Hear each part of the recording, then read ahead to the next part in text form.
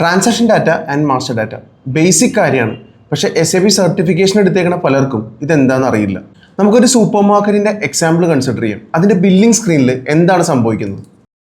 ഒരു ഹൈപ്പർ മാർക്കറ്റിൻ്റെ എക്സാമ്പിൾ എടുത്താൽ അതിൻ്റെ ബില്ലിംഗ് സ്ക്രീനിൽ നമ്മൾ കാണുന്നത് M01 എന്നുള്ളൊരു മെറ്റീരിയൽ 10 രൂപയ്ക്ക് 2 ക്വാണ്ടിറ്റി വാങ്ങിച്ചു. M02 എന്നുള്ള മെറ്റീരിയൽ 20 രൂപയ്ക്ക് 1 ക്വാണ്ടിറ്റി വാങ്ങിച്ചു.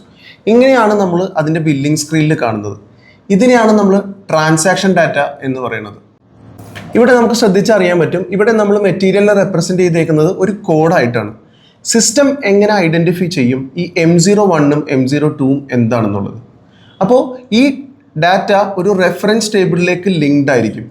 ഇതിനെയാണ് നമ്മൾ മാസ്റ്റർ ഡാറ്റ ടേബിൾ എന്ന് പറയുന്നത്. ഈ M01 എന്താണെന്നുള്ളത് ഇവിടെ ഡിഫൈൻ ചെയ്തിട്ടുണ്ടാവും, M02 എന്താണെന്നുള്ളതും ഇവിടെ ഡിഫൈൻ ചെയ്തിട്ടുണ്ടാവും.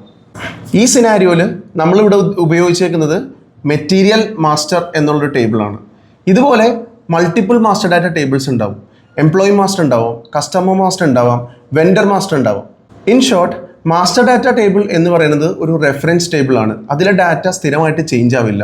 എന്നാൽ ട്രാൻസാക്ഷൻ ഡാറ്റ എന്ന് പറയുന്നത് ഒരു ലൈവ് ഡാറ്റയാണ് ആൻഡ് അതിൻ്റെ വാല്യൂ ചേഞ്ച് ചെയ്തുകൊണ്ടേയിരിക്കും. SAPയെ പറ്റിയുള്ള കൂടുതൽ ഫണ്ടമെൻ്റൽ വീഡിയോസുമായിട്ട് നമുക്ക് നെക്സ്റ്റ് വീഡിയോയിൽ കാണാം.